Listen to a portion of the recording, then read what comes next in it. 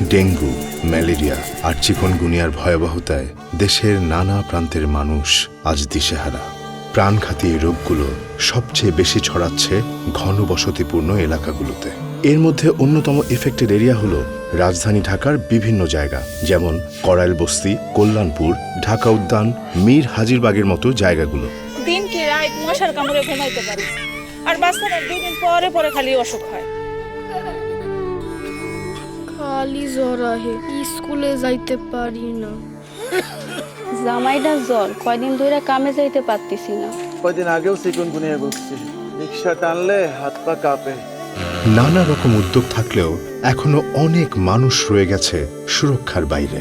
এমনও ঘনবসতিপূর্ণ জায়গা আছে যাদের কাছে পৌঁছায়নি তেমন কোনো সহযোগিতা।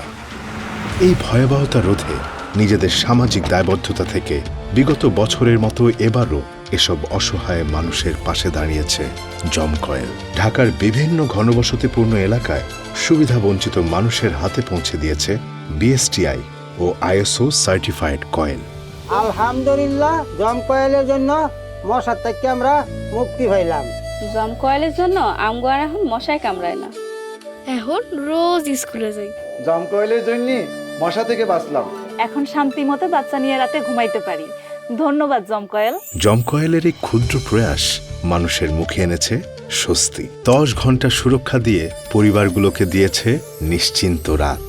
চলুন একসাথে এগিয়ে যাই মশামুক্ত বাংলাদেশ করার পথে।